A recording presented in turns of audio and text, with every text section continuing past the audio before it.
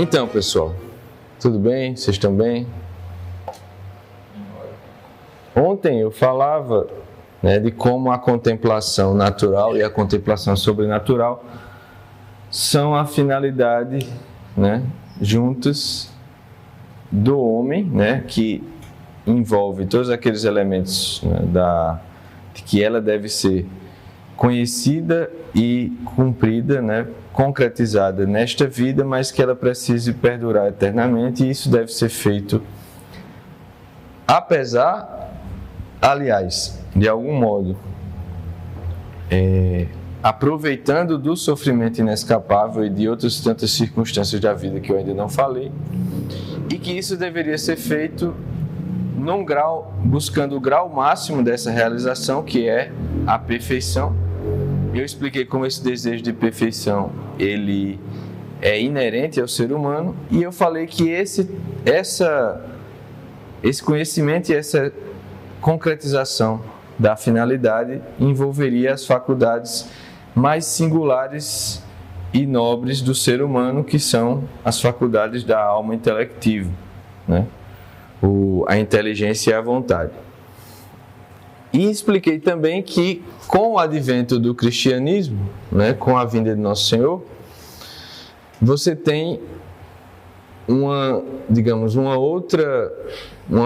ampliação, uma elevação da finalidade do homem, porque lhes são concedidas, as virtudes teologais, que são infusas justamente nessas faculdades, na inteligência e na vontade. Só que eu estou falando as palavras e eu sei que vocês não sabem o que elas significam realmente, nem eu espero que vocês de pronto saibam das coisas, certo? Porque não é assim que as coisas funcionam. Como diria Jorge Luiz Borges, para se ler um livro é necessário se ter lido muitos. Ou seja, existe uma série de coisas que nos nossos tempos, não só elas são um tanto quanto ocultadas, como elas são desprezadas e até confrontadas, Então, por exemplo, o papel da dúvida, como você deve lidar com a dúvida, como você deve lidar com a ignorância, são coisas que no sistema pedagógico atual, elas são, como eu disse, desprezadas ou até contrariadas. Por exemplo, ele é montado, a antipedagogia, como o professor Felipe Neri fala, moderna, ela é montada para que você nunca esteja numa situação de perplexidade ante aquilo que você está estudando. Você sempre está um tanto quanto no controle do processo. Eu me lembro que quando eu fiz colégio, quando eu fiz faculdade, eu nunca tive nenhum problema com essas coisas, E por isso que é bom, porque eu posso falar com liberdade, Porque as pessoas, você fala mal do colégio, da faculdade, é porque você tem raiva, Você não conseguia fazer as coisas, O pessoal mede as atitudes dos outros pela sua própria.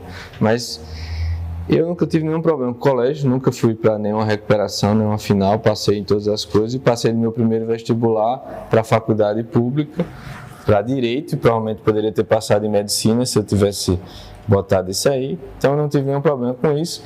Na faculdade também não tive nenhum problema, faltava bastante aula, que aí eu conheci o Olavo e estava estudando já, então eu ia para a casa de Danilo, conversar e discutir as coisas que era mais futuro do que estar na faculdade. Mas mesmo assim, também não tive problema algum, eu acho que só no último semestre foi que eu fui para uma ou duas finais, porque o professor exigia que você copiasse exatamente o que tinha no código para fazer a prova. Ele não aceitava que você trocasse palavras similares para dizer, se você não dissesse exatamente cada palavra que tinha no código, aí ele zerava a sua questão, coisa do tipo. Então, o que eu posso falar é, nesse processo todo, o que é que acontece?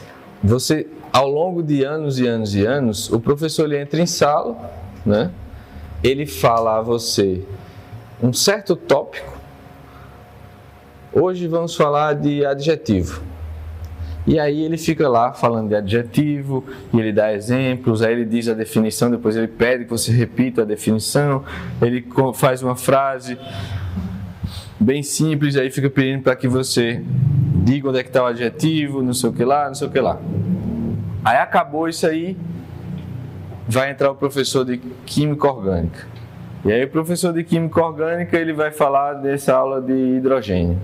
Aí ele vai falar de hidrogênio e vai relacionar aquilo com o negócio. Ou seja, primeiro, o tempo inteiro é esse. Basicamente, o ensino é como se fosse um jogo de carta marcado. Você diz X mais Y igual a Z. Então, X mais... se X mais alguma coisa é igual a Z, qual é essa alguma coisa? É Y. E se Y mais alguma coisa igual a Z, o que é essa alguma coisa? É X. Né? Então, basicamente o ensino é esse. E o que é que isso faz, na verdade? Isso faz com que você nunca se confronte com a dúvida. Isso faz com que você nunca se confronte com a situação de perplexidade em que alguém coloca uma situação real, algo elevado, para que você comece a fazer o esforço para enxergar a grandeza daquilo e você coloque a sua incapacidade, digamos, em relação àquilo, né? Você tem o contraste entre essas duas coisas, que na verdade é onde vai se dar o caminho para que você consiga ascender até aquele ponto. Quando você tem essa... digamos, essa topificação da educação e esse processo em que você sempre está muito seguro, né? E você sempre está tratando de uma coisinha de outra e você sempre está muito bem, se você prestar minimamente atenção e repetir o que o professor disse, o que está acontecendo é que essa dimensão que eu falei, né, de você colocar-se ante a dúvida, colocar-se ante a ignorância, colocar-se em perplexidade, e você ter a possibilidade de errar, elas estão um tanto quanto ausentes do sistema de ensino. E isso não só não faz com que você não aprenda, né? Porque falando isso, como eu estou falando, que como alguém que passou por isso e teve sucesso nessa coisa, eu estava lá na faculdade de Direito e aí foi que eu cheguei ao professor Olavo, né? E uma vez chegando ao professor Olavo, eu comecei a assistir às aulas dele, né? E as coisas que ele falava eram assim, muito iluminadoras quanto à existência como um todo, e eu ficava impressionado como ninguém nunca me tinha dito aquilo, né? Porque, eu tinha passado por todo esse caminho, estava no ensino superior, né? Então, supostamente eu deveria, olhando de modo externo, eu deveria ser a elite da intelectualidade, né? E aí quando eu vi uma pessoa só, né, um único homem numa câmera, né, num vídeo gravado lá do outro lado do mundo, falando coisas que cada palavra dele tinha um peso, uma gravidade assim, e que eram como que um soco, né? Mas um soco no estômago que fazia com que você abrisse os olhos e começasse a enxergar uma multidão de coisas, né? Eu comecei a perceber que tudo que eu estava vivendo era um negócio insuficiente e ridículo, né? Inclusive foi aí que, antes de conhecer o professor Olavo, o que é que aconteceu? Eu comecei a descobrir as coisas do Provida, do movimento Provida, né? E comecei a ficar incomodado com isso. Era por volta de 2008, eu acredito, né? Comecei a ficar incomodado com essas coisas de aborto, de eutanásia, que já tinha nessa época, né?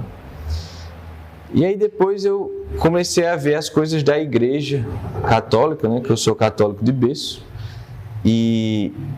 Só que aí, quando eu comecei a ler uma coisa mais profunda sobre isso, mais tradicional, eu comecei a perceber que ninguém nunca me tinha dito aquilo, embora eu estivesse há, 20 anos, né? 20 e tantos anos dentro da igreja.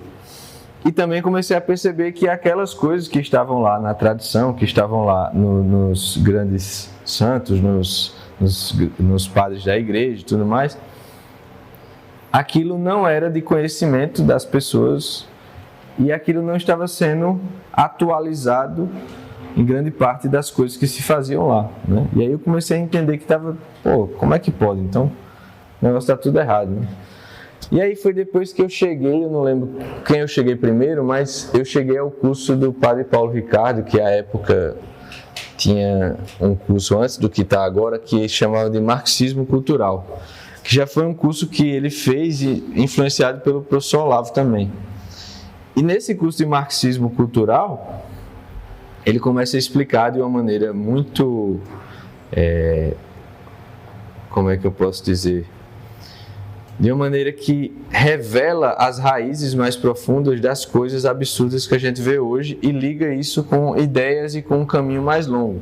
E aquilo também teve um impacto muito grande em mim, né? E eu comecei a entender por que as coisas eram daquele modo, que não era sem sentido que tinha toda essa desordem, essa perversão das novelas, dos filmes, da cultura em geral, né?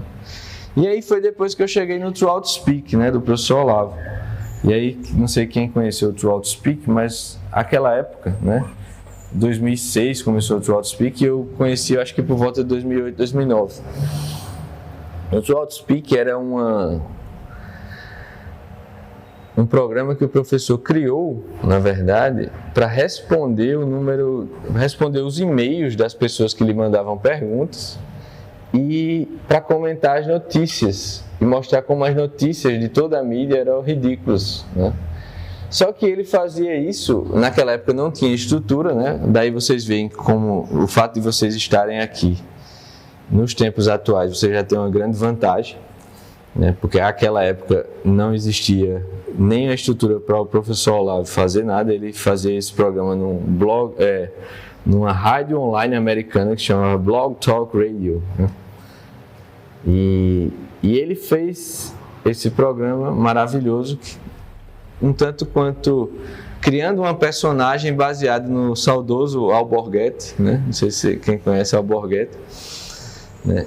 E ele xingava as pessoas assim de uma maneira visceral, né, e crua. O que me chocou também, só que me disse, caramba, o que é que está acontecendo aqui? Ninguém nunca falou assim, né? Só que ele falava assim e ao mesmo tempo ele mostrava um nível de profundidade, de apreensão das coisas, né? E ele começou eu comecei num crescente de perceber que havia uma desordem no Provide, depois na igreja, depois marxismo cultural, e aí chegou lá ao longo dos Throughout Speaks, né, que eu ia escutando enquanto eu ia para a faculdade de ônibus, né, quando eu ia e quando eu voltava, e às vezes durante a aula eu ficava escutando o Throughout Speak.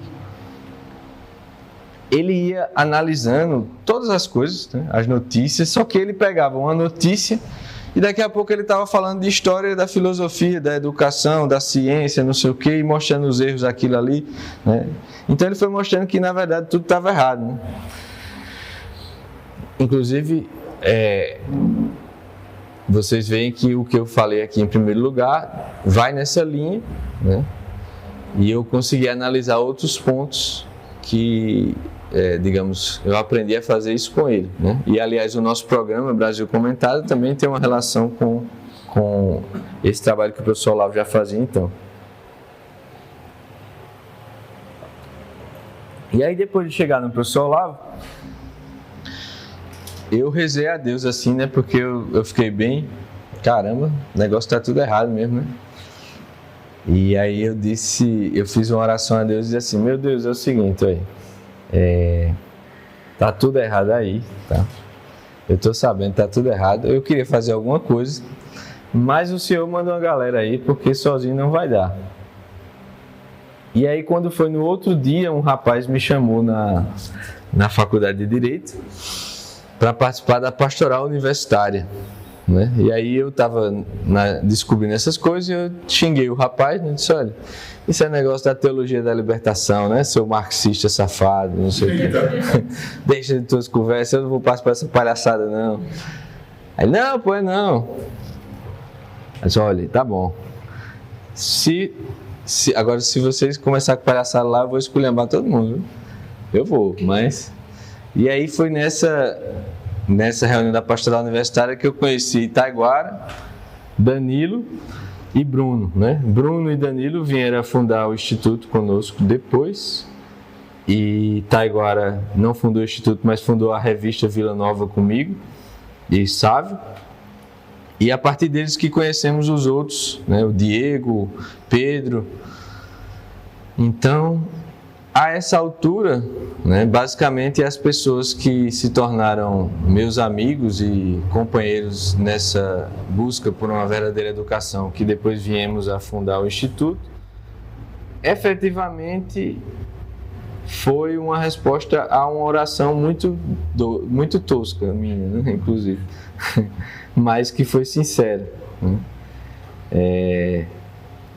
E a essa altura, o que é que aconteceu? Depois de entrando a gente resolveu fazer o COF, começou a se juntar todo sábado para fazer o COF, começou a fazer outras coisas, né? Começou a dar palestra, curso, assim, começou a dar catequese. E foi a cada aula que a gente via do professor Olavo, né? Você ia percebendo que o que você tinha era uma palhaçada. E foi numa aula que eu me lembro hoje, deve ter tido várias outras coisas, mas uma aula que me marcou muito foi quando o professor Olavo pegou um texto de Hugo de São Vito, né? Um trechinho bem curto de Hugo de São Vito, né? Para quem não sabe quem é Hugo de São Vito, provavelmente é o maior pedagogo da história humana, né? Que viveu no século XII, né? E que foi o segundo mestre da escola vitorina, depois de Guilherme de Champeaux. Depois eu falo mais sobre isso, se der tempo. E quando o professor Olavo leu esse trecho de Hugo de São Vito, num primeiro instante, você ouvindo ali, acostumado com todo esse hábito petulante, proveniente da burrice escolar, eu escutei aquele negócio e digo, oxe, que leseira da gota que esse cara está dizendo aí. E aí depois o professor Olavo, depois de tê-lo lido, ele começou a realmente ler, né? Ele começou a extrair o que tinha ali dentro. E tendo extraído o que tinha ali dentro, era uma coisa maravilhosa que o Hugo de São Vito estava falando. Ele estava falando, se eu não me engano, como a pedra deseja a terra, uma coisa assim. Depois eu vou procurar essa aula direitinho.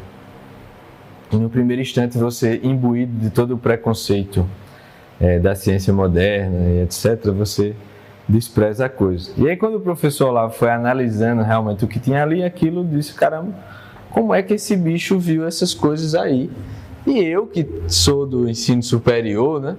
Eu que sou uma pessoa assim formidável, né? Que disseram a mim que se eu fizesse isso aí eu estava resolvido na minha vida. Como é que eu nem sequer tive a mínima ideia de que isso existia, né? Só que graças a Deus eu tive o ímpeto naquele momento de dizer, não, se é possível, e é possível porque eu estou vendo o professor Olavo fazer isso na minha frente, alguém ter esse nível de profundidade, de compreensão das coisas, de um texto, então eu não vou descansar enquanto eu não conseguir ter essa mesma coisa, porque se isso é possível, eu não vou conseguir conviver comigo sabendo que eu ainda não cheguei a esse ponto. Então eu vou realmente buscar esse negócio. E por que isso é importante? Duas coisas. Por que é que eu estou falando isso a vocês? Primeiro, isso dá mostras de que esse processo que eu falava agora a vocês, que é bastante confortável e que você sempre está em segurança e que você avança nele, ele não traz ganhos reais. A prova está nisso aí, né? Mas poderia dar várias outras provas. Ora, se você tem um texto que foi escrito há 8 séculos atrás, você passou por aquilo que dizem que é educação superior, e você não é capaz de entender aquele texto, alguma coisa está errada, né? E o que está errado certamente é chamar essa porcaria de educação, e de educação superior ainda mais é um assinte, né? Não existe educação superior. No mundo hoje, provavelmente não existe. Se existir, são raríssimas exceções, né? Então esse é o primeiro ponto. Esse tipo de conduta, esse tipo de processo educacional sem passar por essa tensão, sem passar por essa perplexidade, por todo esse caminho que mais à frente as coisas vão ficando mais claras para vocês, ele não traz frutos. Eu posso dizer isso com toda segurança.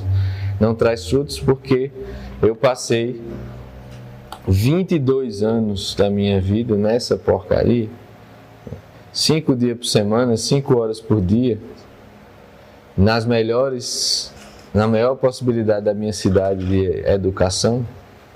E quando eu fui confrontado com um texto, com o professor Olavo lendo isso, eu não sabia nem para onde eu ia, né? Então esse é o primeiro ponto. O segundo ponto é que aquilo que eu falava também na primeira aula, de que não existe progresso senão dentro de uma tradição, também se mostra verdadeiro, e que não existe essa história de progresso inexorável. Ora, se você é incapaz de ler um texto que foi escrito há 8 séculos atrás, ou há 5 séculos atrás, ou há 2000 anos atrás, né? E se na verdade, e eu diria isso com quase toda a certeza do mundo, que ninguém hoje é capaz de ler essas coisas, exceto raríssimas exceções,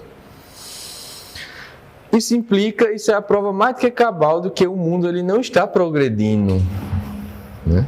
Ora, se ele estivesse progredindo, por que uma coisa que foi escrita há 2000 anos atrás não é compreensível porque a gente está 2000 anos depois? Era para ser compreensível e muito mais, porque se você está progredindo, aquilo já foi feito naquele tempo, já era lido e era escrito naquele tempo.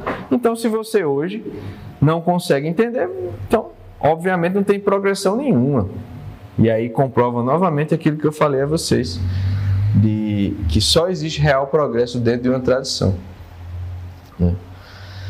E por outro lado, vocês estão me entendendo? Estão bem?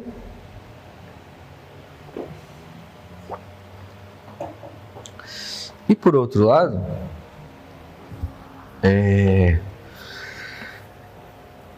agora, essa decisão que eu tomei aí então, né, de buscar aquela educação que eu vi manifestada naquela leitura do professor daquele texto, a decisão de buscar aquilo e de tentar realizar aquilo em mim, não importa o que acontecesse, foi fundamental para que hoje eu estivesse explicando essas coisas a vocês de uma maneira muito mais profunda e muito mais ampla do que o que eu tinha uma mera impressão naquele tempo, né? Mas por que eu estou falando isso? Veja, a gente começou tratando da circunstância presente e depois a gente foi falar da finalidade. Isso são os 2 pontos, né? O ponto onde nós devemos chegar e o ponto real onde nós estamos. Eu coloquei os 2 pontos dessa tensão, né? Dessa tensão que é efetivamente a vida humana. E depois de ter colocado isso, quando você não tem essa chave, que eu também aprendi com o professor lá no COF, que é o que eu vou explicar agora, quando você não tem essa chave de como lidar com essas coisas, muitas vezes você cai num erro em um desses opostos ou no meio do caminho. Estão me entendendo? Ou você se desespera porque a situação hoje é muito grave, ou você fica só no devaneio mental de que isso é muito lindo, mas não dá para realizar, né? E a primeiríssima coisa que eu queria dizer a vocês é a seguinte: na ordem das coisas, na ordem da consideração das coisas, a primeira coisa que deve ser considerada e que você sempre tem que trazer à tona todos os dias do que você está buscando, né, a primeira coisa que você precisa colocar ante si e que você tome uma decisão de que é aquilo que você precisa buscar na sua vida é justamente a finalidade. Ou seja, a coisa mais importante para que você realmente possa aproximar-se do conhecimento e da concretização dessa finalidade humana é que você, em primeiro lugar, considere, preste atenção no que eu estou falando, certo? Em primeiro lugar, você considere o máximo que você é chamado a ser, certo? Isso deve ser feito mesmo quando você não tenha uma clareza total do que seja aquilo, como foi comigo nesse caso aí que eu acabei de falar. Eu não tinha uma clareza do que era essa educação que eu vi ali manifestada no professor, certo? No entanto, e eu não sabia direito nem o que era aquilo, eu só sabia que eu queria fazer aquele negócio ali. E que para mim aquilo era uma capacidade que eu nunca tinha visto e que era muito superior às outras coisas, em termos de estudo que eu tinha visto e que eu tinha passado. Só que, diferentemente de outras situações da minha própria vida e da vida de outras pessoas, eu tomei uma decisão que eu iria buscar aquele negócio ali e eu não me esqueci dessa decisão, certo? Aquela finalidade eu sempre, mesmo quando vez ou outra provavelmente saí do caminho, fiz alguma coisa que não era compatível com aquilo, eu sempre retornei para aquela finalidade. E foi justamente isso que me permitiu conhecer cada vez mais e se aprofundar cada vez mais no que era aquela finalidade que, no primeiro instante, era, digamos, insuficientemente clara. Certo? O que é que isso implica? Vocês estão bem? Estão comigo? Vocês estão comigo? O que é que isso implica? Você primeiro precisa decidir o que você quer. Só que o que você quer, no sentido que eu estava falando da liberdade segundo a natureza, não é, eu quero, sei lá, uma porcaria qualquer, eu quero fazer o que der na minha cabeça. Não.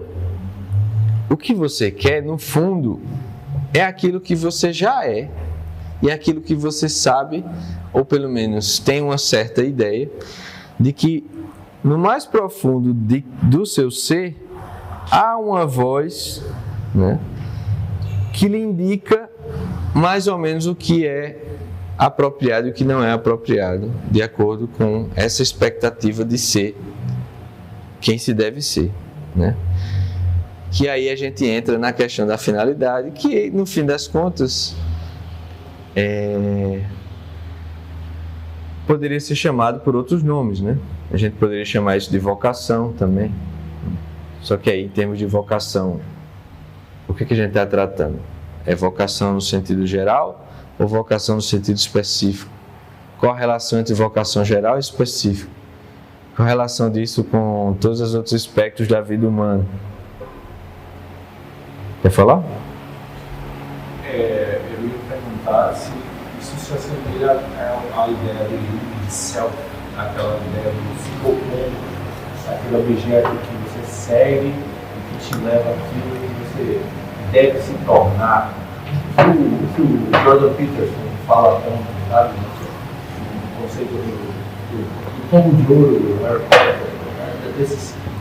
do Hermes na mitologia grega, daquilo que te leva a ser aquilo que você pode ser, mas que já está dentro de você. É disso que o senhor está falando? Talvez porque eu não estudei Jung, nem recomendo, Porque assim, na ordem das coisas, o que é que eu preciso que vocês façam, certo? Cuidado com esse movimento que você fez agora. Mantenha a atenção na minha linha de raciocínio.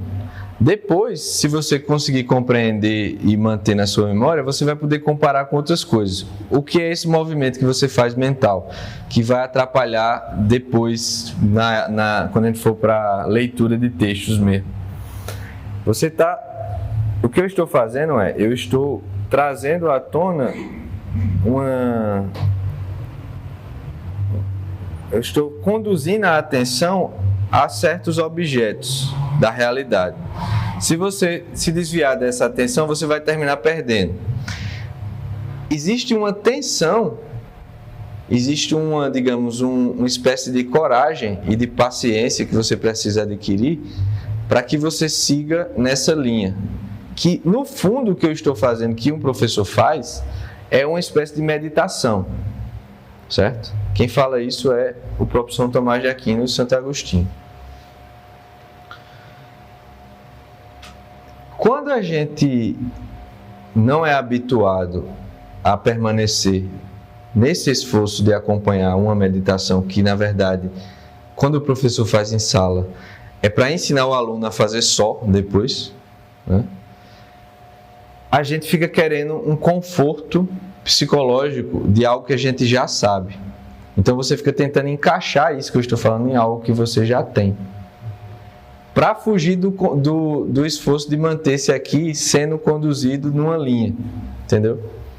Então pode ser que tenha semelhanças com essas coisas que você está falando, mas para saber realmente se tem semelhanças, você precisa primeiro estar aqui e passar por todo esse processo de apreensão detida do que eu estou falando.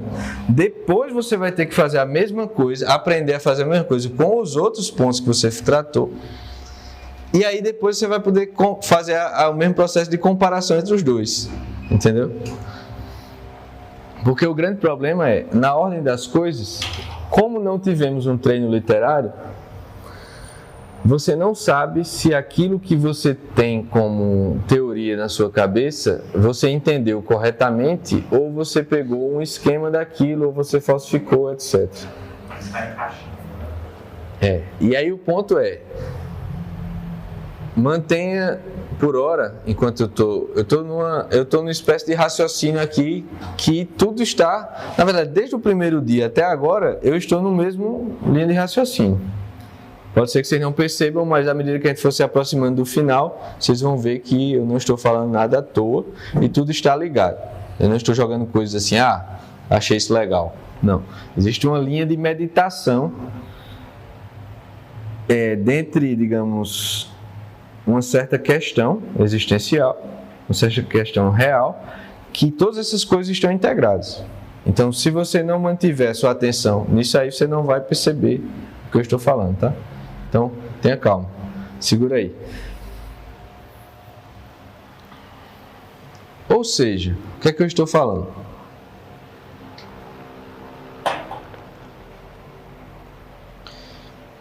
Na estrutura das coisas, me parece que seja imprescindível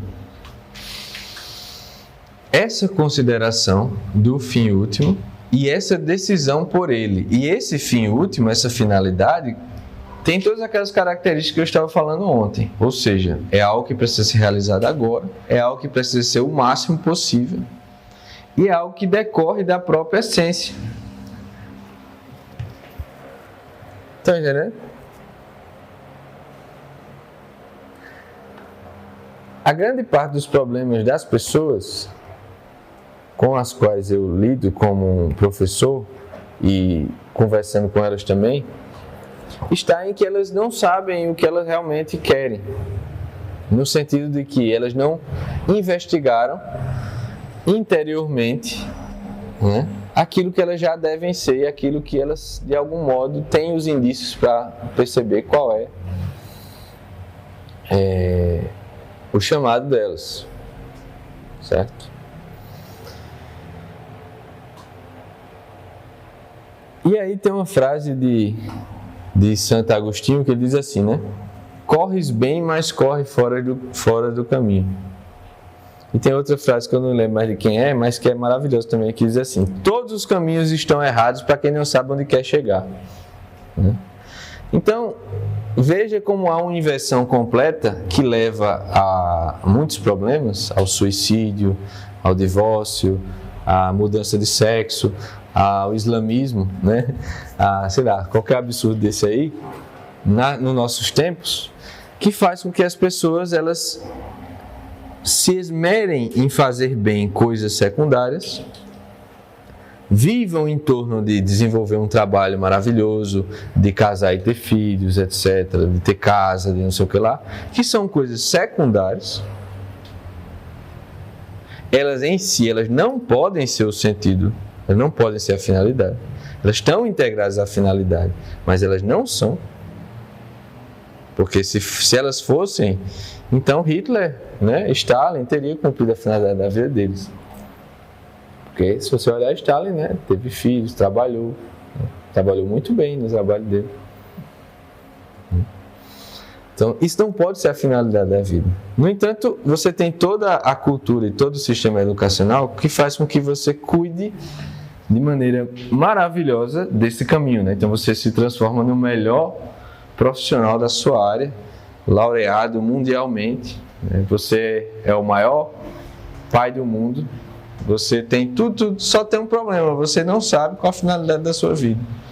E aí você cai no que Santo Agostinho está dizendo, né? Corres bem, mas corres fora do caminho. Ou nessa outra frase, né? Então você vai lá e um chega mais tarde ou mais cedo ou mais tarde, quando você está com tudo resolvido dessas etapas, dessas coisas que devem se ordenar para um fim superior, você para naquela famosa crise, né?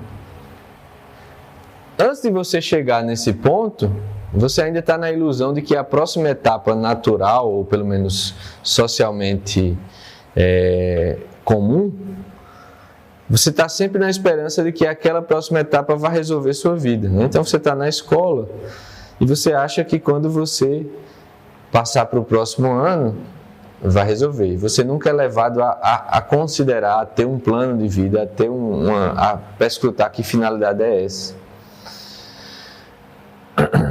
E aí você vai adiando esse negócio e vai vivendo o momento, né? E você vai tentando resolver aquele negócio, tal. Aí vai chegando próximo ao vestibular. Então você coloca todas as suas fichas em passar no vestibular. E tem até pessoas que estudavam aqui, não, agora eu preciso focar no vestibular, né? Ok. E aí a pessoa, ela passa no vestibular e ela entra na faculdade. Então ela pôs todas as expectativas dela ali. E depois ela vai para a faculdade e aí ela vai vendo que aquilo é um lixo, né? E não resolve os problemas dela, não resolve, mesmo que ela não fosse um lixo total, mas não resolve os problemas existenciais da pessoa, não resolve esse chamado interior.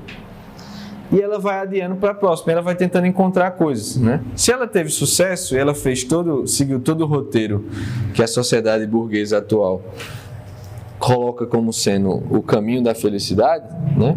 Se a pessoa terminou, passou no concurso, sei lá o que, foi um profissional de sucesso, casou e teve 2 filhos, né? Um casal, né? E aí tem um cachorro bonito, né? Comprou uma casa bacana no condomínio, troca de carro todo ano, vai para a praia em janeiro e uma vez por ano vai em Orlando abraçar Mickey Mouse e comprar roupa barata, né? Então, esse é o ápice da vida humana nos nossos tempos atuais, né? Só que aí chega um ponto que quando o cara realiza isso aí, ele vê que ele não tem mais nada para ele se iludir e que falta conquistar, né? E é aí que ele chega no ponto que ele diz, certo, e agora? Né? Aí é finalmente quando tardiamente ele vai ser confrontado com essa questão que já estava dentro dele e ele adiava e colocava na expectativa da próxima etapa. E aí chega num ponto que ele precisa resolver isso aí, só que ele nunca foi treinado para resolver, nem para pensar sobre isso. E é aí que muitos casos acontecem das pessoas nessa idade aí, 40, 50 anos, se divorciarem, deixar a família, fugir com uma menina novinha, né? Entrar para as drogas, sei lá, todo tipo de loucura. E eu falo isso não simplesmente como quem está imaginando, eu estou falando baseado em exemplos reais mesmo, né? E por que isso se deu? Porque você não foi ensinado a ter um plano de vida. Você não foi ensinado a, em primeiro lugar, considerar qual o fim último. Por quê? Em razão do fim último, é que você consegue medir quais dessas outras coisas intermediárias são mais ou menos adequadas para chegar ao fim último. Estão entendendo? Ou seja, você não tem como saber direito se você deve trabalhar nisso ou naquilo, se você deve morar aqui ou lá, se você deve educar seu filho de um modo ou outro, se você deve ser amigo daquela pessoa ou não, se você não souber qual é o fim último, certo? Porque existem inúmeras forças que pesam sobre você e que exigem sua resposta, né? Existe o convite, existem as demandas da sua família, dos seus familiares mais próximos, dos mais longínquos. Existe o convite, existem as demandas da sociedade presente em que você vive. Existe a demanda dos seus impulsos interiores, das suas emoções, do seu temperamento, da sua hereditariedade, sei lá. Existem os apelos da cultura, do show business. Existem os apelos da classe, dos intelectuais. Existem os apelos do que falam na igreja, existem os apelos dos seus amigos. E aí o ponto é, qual apelo desse você vai atender? Quer que a pessoa, o verdadeiro eu. Que apelo você vai atender? Ainda mais quando esses apelos são conflitantes. Ou seja, é necessário que você tenha capacidade de julgar e decidir entre quais dessas coisas são adequadas para você ser quem você deve ser. Como é que você vai fazer isso se você não sabe quem você deve ser? Você precisa, portanto, se tornar uma espécie de juiz qualificado de si mesmo. Isso, na verdade, é a maturidade humana. É saber que cada pessoa, ela tem o dever intransferível de julgar o próprio caminho e decidir e realizar o próprio caminho, né? Só que, se você não foi ensinado a fazer isso, e se você olhar direitinho, o sonho das pessoas hoje é que as outras pessoas decidam por ela. O sonho é que o semideus, presidente da República, ele resolva todos os problemas do mundo, né? Exato, Rafael.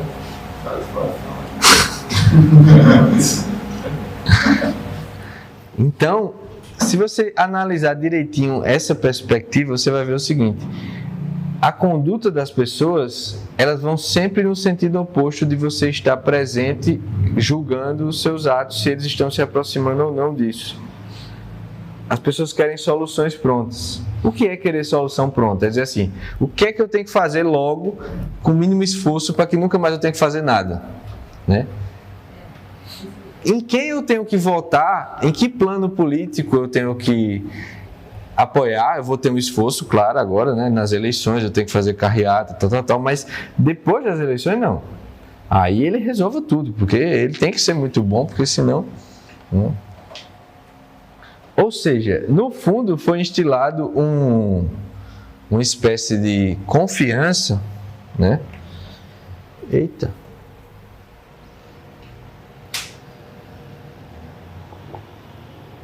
Uma espécie de confiança de que iriam resolver para nós todas as questões. E isso faz com que você nunca desenvolva e ponha claro para si, no fim das contas, qual é a finalidade sua, porque a partir dessa finalidade é o que você tem como parâmetro de julgamento que você tem que fazer, porque só você tem os elementos todos que pesam sobre você. Por mais que uma pessoa lhe conheça, por mais que uma pessoa conviva com você, ela não tem, na verdade, sei lá, ela tem uma porcentagem ínfima dos acontecimentos da sua vida, né?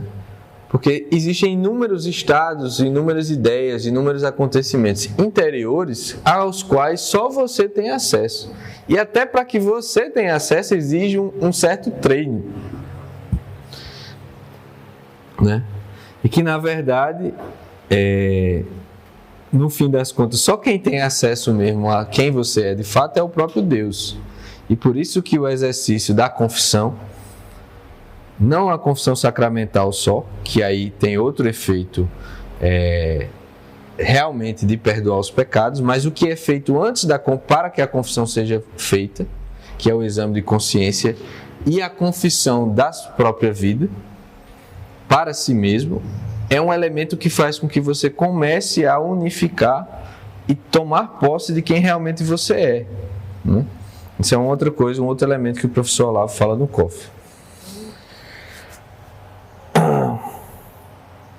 Ou seja, se você não entender isso, de que você precisa conhecer e considerar, em primeiro lugar, a finalidade, para que a partir daí você comece a desenvolver uma capacidade de juízo qualificado da sua própria vida, a partir desse ideal, que é você mesmo, você não vai saber o que fazer.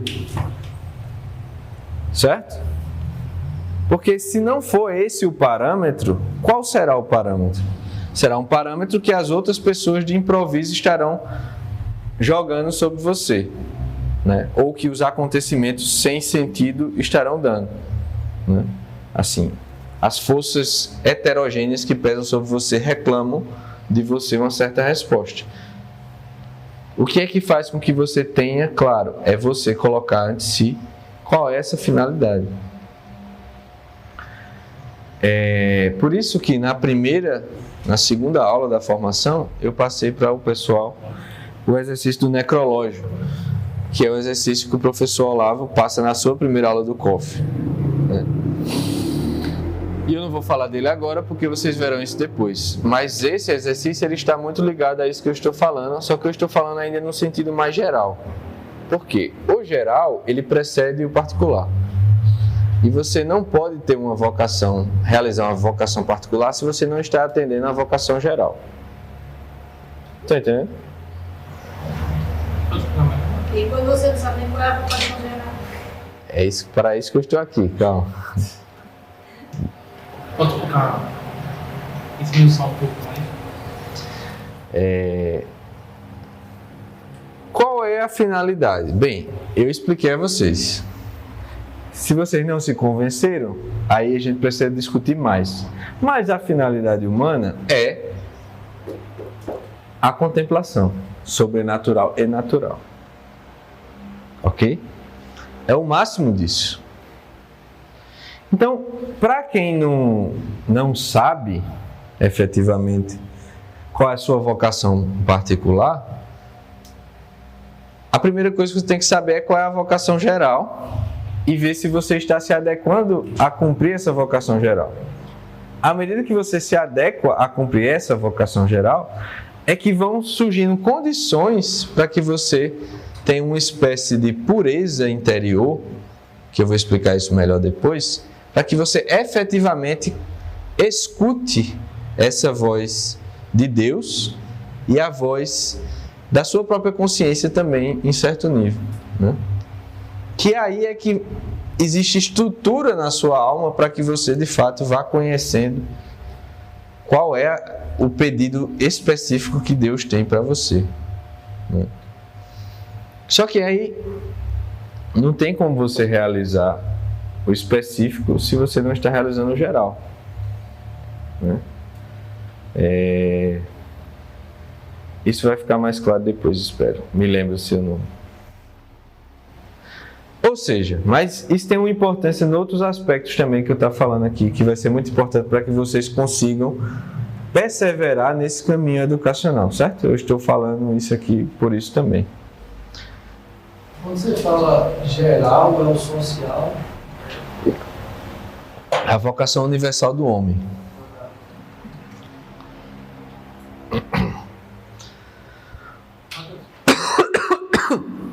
Oi. O o necrológico e na parte dos dois, tanto específico como geral? O necrológico é uma tentativa de você especificar, né? É normal você escrever várias vezes e nunca achar que tá bom. Não. Né? Então é por isso que a gente não consegue fazer o necrológico. Porque a gente não sabe nem o que é o geral. Como é que Eu a acho gente que é vai por isso. adequar ao nosso próprio ser. Exatamente. Nunca tá bom. Quando você fala, assim, no máximo que a gente é chamado assim, você está falando no sentido geral ou no específico? No geral. Porque se você não está fazendo no geral, você não sabe o específico. Que aí, beleza, vamos fazer a inversão. Ah, não. Eu vou ser o melhor professor possível. Beleza, mas aí digamos que eu começo a desprezar minha mulher, meus filhos para ser o melhor professor. Se eu tenho que ser o melhor professor possível, então eu não tenho tempo para perder cuidando das minhas filhas, da minha mulher. Eu digo, mulher, é o seguinte, que pena, né? Agora eu tenho que ser o melhor professor do mundo, então eu vou ter que estudar todo o tempo, preciso me isolar, né? E você aí se vira aí com essas crianças, valeu criança, foi muito bom estar com vocês, muito bom casar contigo, mas agora eu tenho que ser um professor, tem que ser o melhor professor. Isso está adequado, assim, olhando externamente? Mas por que não está? Porque existe uma ordem que implica harmonia, hierarquia e sequência. Se aquela coisa específica não está dentro dessa ordem, considerando esses elementos todos, ele parece deslocado, por melhor que ele seja em si. Deu para entender o que eu falei? Você pode explicar como é que isso foi do geral para o específico na sua história? Calma, eu estou começando a falar do geral agora, peraí. Fala. Professor, dessa exposição que o colega propôs, eu queria perguntar se eu posso fazer uma daquelas comparações espúrias com outros pensadores. Quando você fala do geral, do específico, isso me lembra de uma aula do filho do professor lá, do Luiz Gonzaga, que ele falava de religião comparada e do hinduísmo, e que lá eles têm uma concepção do que é o objetivo geral humano, que para os hindus seria uma união cósmica em um ser singular, e o caminho para o qual você deve seguir para chegar a essa união cósmica, que seria o que eles chamam de Dharma. Seria, com perdão, né, de recorrer a esses outros ferramentais, que é disso que eu estou falando? Novamente eu repito a minha resposta anterior. Teria que analisar cada um desses termos que você está falando, entendeu? O que é Dharma? O que é união cósmica? O que é ser singular? Como é que faz isso? Aí eu teria que comparar as duas coisas, né, para poder ver se está correto. Então, assim, a educação, ela é uma aquisição, certo? De um ritmo, de uma pacificação e unidade interior que faz com que você entenda as coisas de uma maneira mais profunda. O que implica que isso é oposto à multiplicidade de informações e à rapidez a qual você se coloca ante elas. Isso só vai sendo possível à medida que existe um nível de, digamos, desenvolvimento da própria personalidade, em que não é que você vai passar a ver muito rápido as coisas, é que você já entende as coisas em essência, então as conexões, as coisas ficam bem mais rápidas. Fazer isso no início é contrário a conseguir essa pacificação interior que faz com que você entenda em profundidade as coisas. Então, muito cuidado, por isso que a gente está aqui na formação, tentando sempre entender o problema real nosso, do nosso tempo, para que a gente consiga seguir nesse caminho. Inclusive esse ano, por exemplo, a gente passou 3 semanas aqui com os professores nossos. A gente contratou o professor Fábio Flores, que veio de Campinas. O professor Danilo Gustavo e João Marcos de São José dos Campos vieram aqui. A gente passou 3 semanas só em discussões internas, né, aulas, para que a gente conseguisse alinhar a pedagogia, né, receber as contribuições de quem tinha coisas a acrescentar, as correções, discutir, tal, porque isso é algo muito, muito, muito sério. E o grande problema nosso, hoje em dia, é a falta de ordem. A falta de ordem é até quando você quer seguir um caminho correto e você tem coisas boas. No entanto, o grande problema eu me lembro, eu comecei a formação espiritual online ano passado, e aí eu conversava com os alunos lá, né? Que foi uma formação que eu comecei em paralelo à formação básica e que eu devo retomar daqui a terça a 15, eu acho, começar do zero, talvez aqui presencial e transmitir online. E eu conversava com as pessoas querendo saber como é que estava efetivamente a prática delas de oração e de estudo. Como é que elas estavam desenvolvendo e vendo os efeitos e mantendo-se naquilo. E sabe qual era o problema das pessoas? Ah, não, professor, eu não estou conseguindo dar conta direito porque eu estou fazendo 452 cursos ao mesmo tempo, né? Como se isso fosse o meio que a pessoa fique inteligente, entendeu? Então a gente tem um vício desse modo desordenado de como as coisas funcionam hoje, e a gente transmuta isso até quando a gente vai tentar resolver esse problema. Então cuidado com esse problema, que não se trata de ter muitas informações, não se trata de ter um ritmo de leitura assim, não, eu leio 42 livros por mês, né? Não é isso. Então calma, siga no meu raciocínio, você vai... Oi. Normal assim, a gente no começo desse estado de dúvida assim, normalmente, é normal isso. No futuro pode melhorar ou pior? Me deu uma esperança. É bem ruim, sabe? A gente tá assim, dúvida direta. Às vezes é por causa da educação que a gente teve que criar para ter certezas. Na verdade, a gente é criado para fingir e forçar certezas, né? E não reconhecer dúvidas reais. O fato de você ter dúvidas e reconhecer que as tem, já é um sinal de maior inteligência, né? Você está percebendo as coisas que, assim, peraí, isso aqui eu sei mesmo, né? Ou, é claro que você não vai fazer uma dúvida de tudo, né? Tem que ter calma, mas à medida que você ande numa ordem correta da pedagogia, as coisas vão se esclarecendo. Matheus, ordem no caso que você estava falando é hierarquia, harmonia e sequência. Pelo menos com os elementos que eu consigo, digamos, distinguir da ordem das coisas, envolve isso aí, né? E é muito importante para essa consideração que eu estou tentando fazer aqui. Sobre o objetivo específico,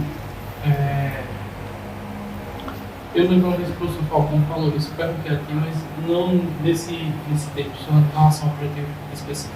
O conhecimento das camadas da personalidade ajuda nesse avanço de você encontrar o seu objetivo de acordo com a sua camada?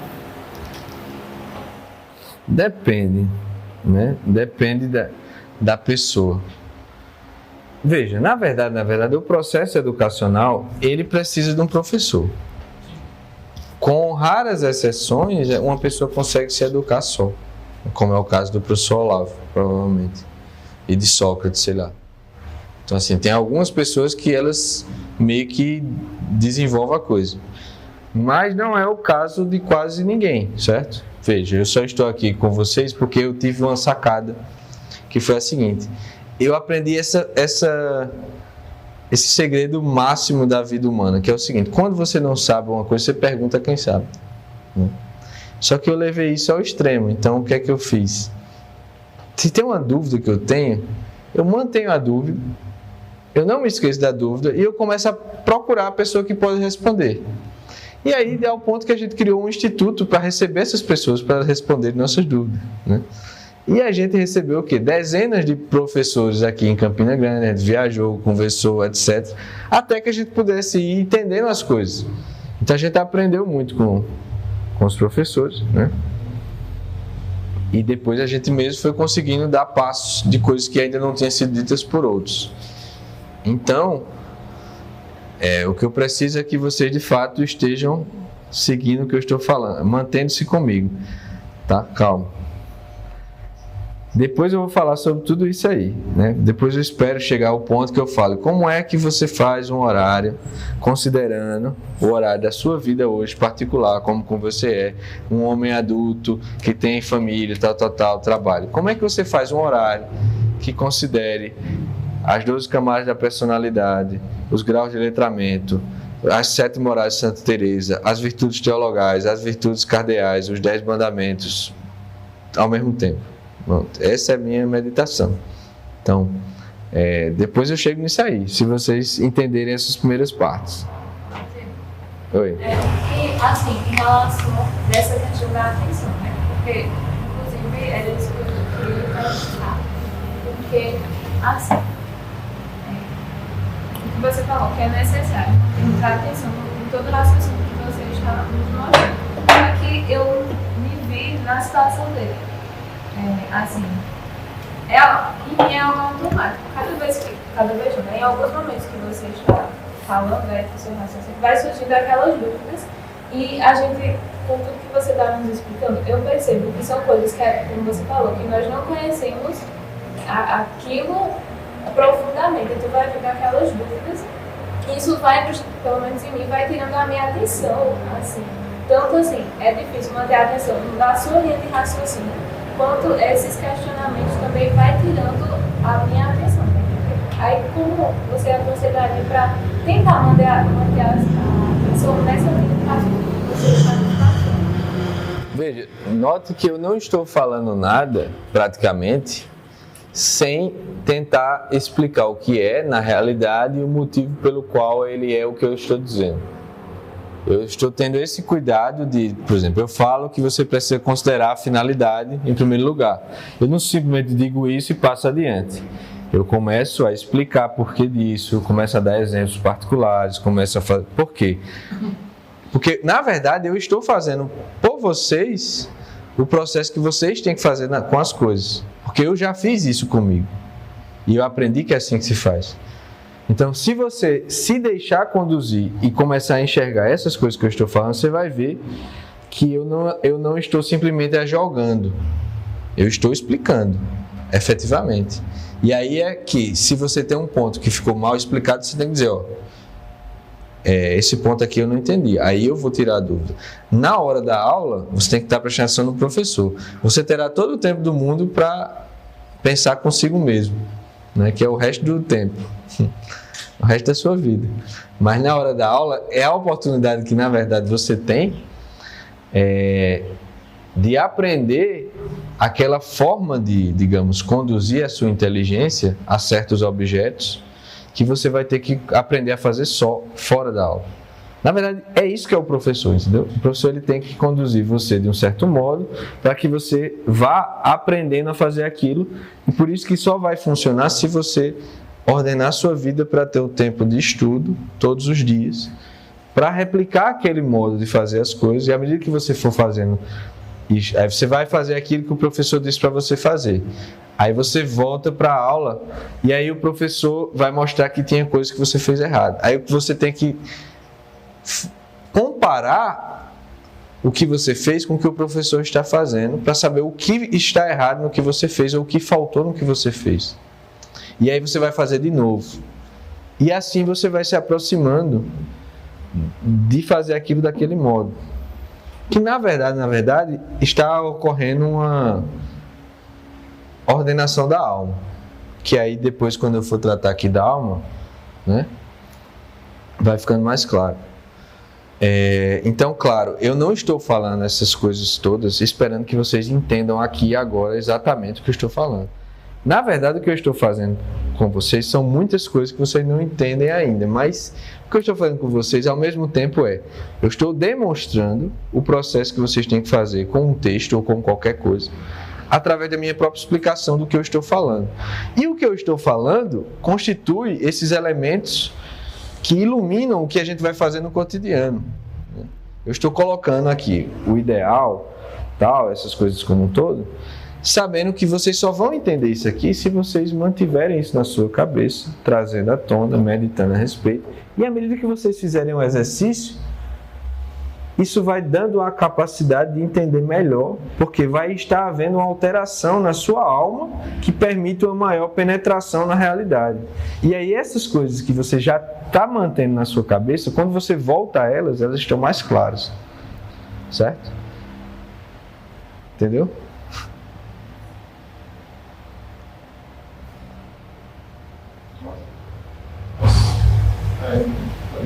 Não, eu só queria saber quais são esses elementos de aquisição do plano de pacificação interior. Os principais, como você falou da ordem, né? Eu queria saber. Calma. Isso aí bem, eu estou tentando chegar ao fim, daqui para o fim da tarde, eu espero que eu chegue em alguma explicação mais precisa dessas coisas. Veja, como eu estou falando, eu estou partindo de um geral e aí eu vou passar o detalhamento de várias coisas que são importantes. Não tem como eu falar disso aí, por exemplo, que você está pedindo, sem eu falar da estrutura da alma. Professor, eu percebo que toda vez que eu tento meditar em algum ponto, eu começo a pensar em outras coisas que não tem nada a ver com aquilo. Eu começo a me perder e eu já nem lembro mais onde é que eu estava antes de começar a pensar naquelas coisas. Isso é muito ruim, porque você sente uma impotência. Cara, eu não consigo. Sim, mas por que isso, você acha? Eu acho que é porque eu não consigo manter a atenção numa coisa e seguir o raciocínio. Tá, mas qual a causa disso? Não sei. Alguém sabe? Mas a gente também não foi ensinado a isso, né? Fala do treino, fala. Isso é a prevalência da carne sobre a psique. Ou seja, a parte da alma animal, que é semelhante à dos animais, ela prevalece e arrasta, ela não permite que você escolha, né, onde a sua atenção é posta. Esse é o problema de todo mundo. E isso só se resolve com a educação verdadeira. Por isso que é o problema de todo mundo, porque não existe educação verdadeira, praticamente, entendeu? Quem é que queria perguntar? Um pouco antes, o senhor disse que a gente precisa decidir o que a gente quer ser. E dentro daquilo que a gente quer ser, já está dentro da gente. Ou seja, o que eu quero ser, eu já carrego comigo dentro de mim. Atender aquela voz interior. Ou seja, no invés de decidir o que eu quero ser, não é aceitar o que eu quero ser. Porque se eu fosse decidir, é como se tivesse dois caminhos, mas há um só caminho. Então não seria um processo de aceitação daquela voz que vem dentro de mim? As duas coisas, né? Porque há dois caminhos, há o caminho de negação e há o caminho de aceitação. Então você tem que decidir efetivamente por aquilo que você deve ser. Mesmo que seja assim, contra a vontade. Hã? Mesmo que seja contra a vontade, você acha que não é aquilo que você deve ser, mas que você acha que tem outra coisa que diz que é para ser aquilo ali, mas você não quer. Então, mas como eu estou falando, vamos com calma. Porque aí você está falando que existe duas vozes conflitantes. Mas que voz é essa? Você tem que saber que voz é essa. E aí o que você está dizendo que não quer, querer advém de que parte da alma? Da vontade ou da carne? Entendeu? É da parte sensitiva ou da parte intelectiva? Então, aquilo que a gente diz, eu quero, na verdade, às vezes, eu estou apegado devido à escravização que as paixões exercem sobre mim e parece que aquilo vai ser ruim, mas, na verdade, isso é uma consideração superficial que a minha falta de inteligência, de colocar as coisas em perspectiva e aprofundar, não me permitem ver que isso parece um bem, mas é um mal. Falsamente, eu estou pensando que aquilo vai me trazer um bem, mas se eu pensar direitinho e meditar adequadamente, mais de maneira a expandir aquilo temporal e espacialmente, eu vejo que na verdade aquela coisa é um mal. Então, veja que tudo volta para esse problema de que a gente não tem a estrutura e a ordenação para começar a discernir essas coisas. Por isso você precisa começar a obter esse negócio. Não adianta querer resolver os problemas sem antes começar a entender. Existe uma ordem em todas as coisas. Então a primeira a própria ordem da alma implica que você só decide adequadamente quando quando você passa pela inteligência, ou seja, você só pode decidir aquilo, você pode atuar sobre aquilo que você conhece. Você não pode exercer sua vontade sem antes conhecer as coisas. Parece assim, porque assim, não quer porque não gosta. Então está mais ligado ao compulsivo nesse caso, né? Porque não gosta e não quer. Só dá para saber efetivamente quando a gente conversa com a pessoa, né? Uma pessoa que tenha um nível maior de conhecimento dessas coisas, ela vai conseguir conversar com outros e dizer, beleza, por que você não quer? E você vai fazer uma espécie de processo de meditação a dois, para que as pessoas vejam as coisas como elas são de fato. No fundo, era isso que um psicólogo deveria fazer, que um padre deveria fazer, que um professor deveria fazer, né? Quer falar? Então, quando você diz aquilo que a gente deve ser, o senhor acredita que é o que o Senhor determinou que a gente deve ser? Ou é algo que a gente, por nossa alma, escolhe? Não, eu falei ontem, que você não estava presente, né, que na essência da alma, efetivamente, Deus está sustentando essa essência. Ao mesmo tempo, a gente tem a inteligência e a vontade, que são duas faculdades singulares que não existem em nenhuma parte do universo.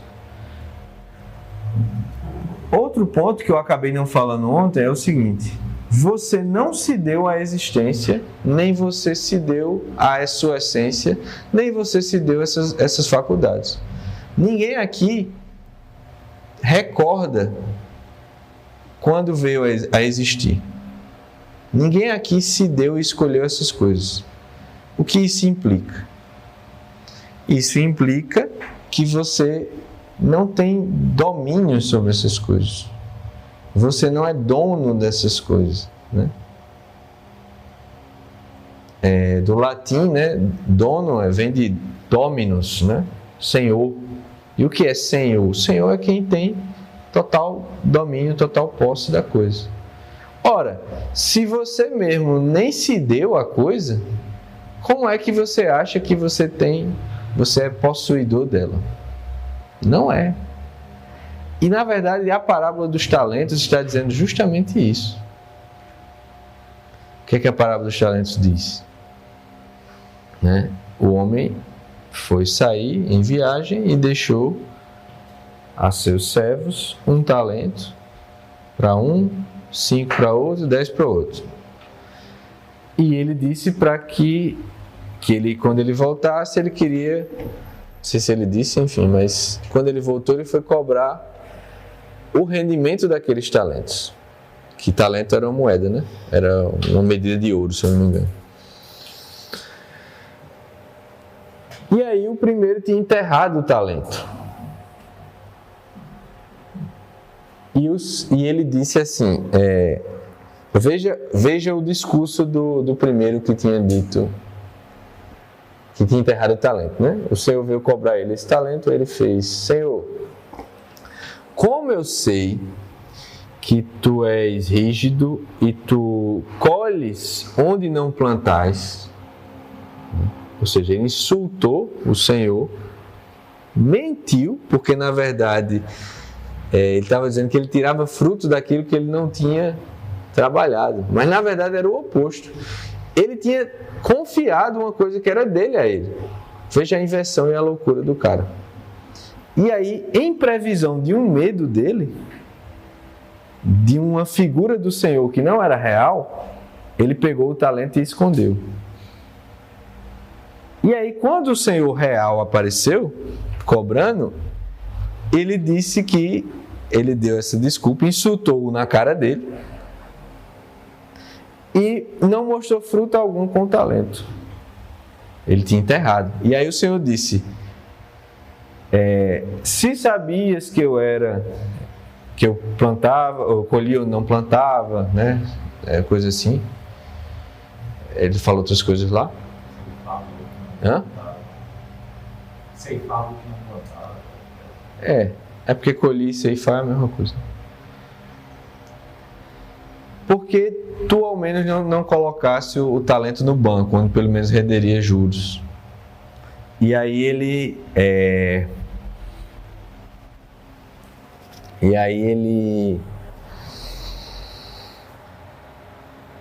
repreendeu e puniu aquele servo, né? Porque ele tinha enterrado o talento recebido. Já os outros, o que tinha recebido 5 produzira mais 5 com aqueles 5, e o que produzira 10, o que recebera 10, produzira mais 10 com aqueles 10. E esses foram louvados e foram confiados mais talentos. Ou seja, você tinha 3 empregados, certo? Esses empregados não tinham coisa alguma. Esses empregados estavam ali para servir o patrão. O patrão, que era dono de uma coisa valiosíssima, que era o talento, no caso era uma medida de ouro, ele confiou de modo desigual a aqueles servos. Ou seja, já implica que existe uma hierarquia. No entanto, o que menos recebeu algo muito valioso e que ele não tinha contribuído em nada para aquela coisa realmente existir e muito menos para que ela tivesse em posse dele.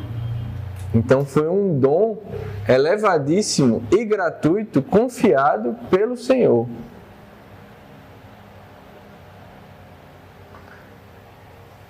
Ademais, esse Senhor, como ele é o dono, e como ele ainda teve essa benevolência de ceder aquilo a você e confiar aquilo a você, ele pode dizer o que deve ser feito ou não, não você. E ele exigiu que, através daquele dom que ele mesmo deu, é que você produzisse algo. Ele não exigiu que você produzisse algo do zero. Ele produziu que você exigisse algo a partir dos dons excelsos que ele já lhe confiou e que ele é que tem, efetivamente. E que isso deve ser feito num tempo, que é o período entre o qual ele volta. E quando ele volta, ele exige não que o que tivesse feito 1 tivesse conquistado 100. Não.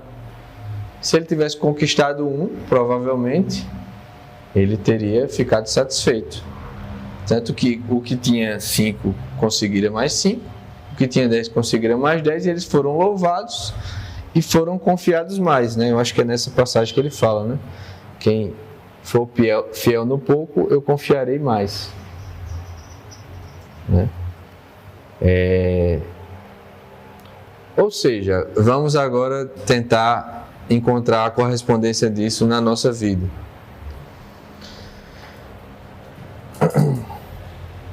O que é que você tem de mais precioso que você não conquistou e que você foi dado e que, uma vez que você receba, é algo que é distinto e singular entre todo o mundo criado? Uma aula de faculdade. Eu diria que a gente tem, vamos dizer, 3 coisas bastante importantes, né? Primeiro, a sua própria humanidade, que em si contém essas possibilidades, essas faculdades e tudo mais da alma. Certamente isso aí é da coisa mais preciosa que você tem. A sua própria existência, os filhos que você tem, sejam eles os filhos de sangue ou os filhos de uma paternidade espiritual que lhe foram realmente confiados, né? Porque são outras almas que foram confiadas a você para que você ajude nesse processo de encontrar e realizar essa mesma finalidade. E por outro lado, o que mais propriamente está sendo tratado nessa parábola, né, eu acredito, a graça sobrenatural que você recebe, o organismo sobrenatural no batismo.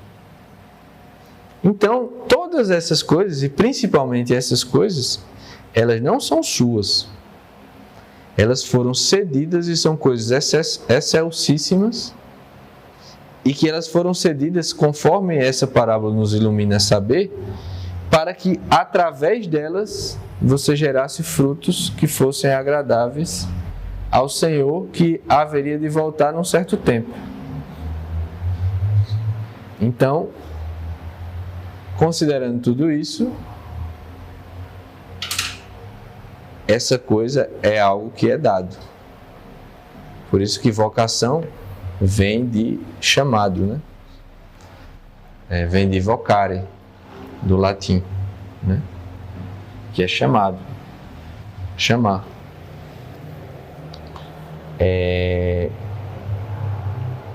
Só que se alguém chama, só que existe um chamado, existe o próprio chamado, quem é chamado, a que é chamado e por quem é chamado. Entendeu? Então esse é o ponto. Existe, sim. Não é você que determina. Só que, na verdade, se você soubesse mais claramente, você vê que não há algo melhor em termos de até fruição, deleite, do que ser o que se deve ser. E se você tem uma centelha de noção, quando você... Sabe aquele dia que você faz tudo o que você deveria fazer? Aquilo ali é um dia que você para e diz, cara, que dia, né, maravilhoso. É como se você repousasse, é como se você tivesse pacificado e você tivesse mais vivo. Naquele dia que você faz todos os seus deveres, por mínimos que sejam. Já imaginou o que seria você cumprir todos os seus deveres sempre, todo instante, de todos os mais altos e os mais baixos, com a máxima perfeição? Bem. Hã? Ou seja, não existe essa é outra falsa dicotomia. Não existe uma distinção entre dever e prazer. Entendeu?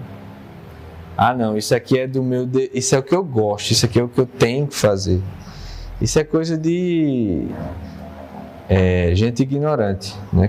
Nós somos induzidos a pensar desse modo por todo esse ambiente degradado que nós estamos. Quer falar? Professor, isso que você está falando é uma coisa que tira meu sono da noite, no travesseiro, que é essa tensão entre a graça que nos é dada e uma espécie de um pensamento diabólico mesmo, de você contestar a graça que lhe foi dada, sabe? De lamentar que foi lhe dada a graça de existir e ter talentos e, sabe, aquele pensamento freudiano do diabólico da pulsão de morte, de que eu não queria isso tudo e, poxa, por que eu recebi isso tudo? Eu queria uma não existência. Como é que a gente tem algum jeito de resolver essa tensão? Porque isso é algo humano, né? Isso não é algo diabólico. Primeiro tem que parar de ler Freud, né?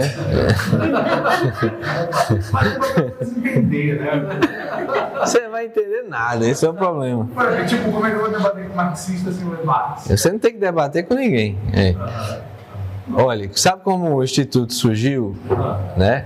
Caio Peroso, nosso professor, ele chegou, acho que ele tinha 19 anos, 20 anos, sei lá. Aí ele foi apresentado pra gente, né? Eu e Sávio e tal. Que ele estava na faculdade de Direito querendo criar um grupo de debate de conservadorismo, sei lá, coisa do tipo. Sabe o que eu disse a ele? Eu disse, veja, todo mundo é burro. Nós somos burros. E a gente não tem que debater nada, a gente tem que estudar. Aí ele disse, deixa de tua palhaçada e vamos estudar. Quer estudar? Se quiser estudar, a gente vai estudar. Debater não vai não. E aí a gente começou a fazer o COF. Retomou o COF nessa época, em 2014. Né? E daí foi que veio surgir o Instituto. Mas tenha calma. Seu problema, eu não sei exatamente nesses pensamentos que você está falando. Né? Teremos que conversar mais. No entanto, certamente o problema é você não ter uma ordem no estudo.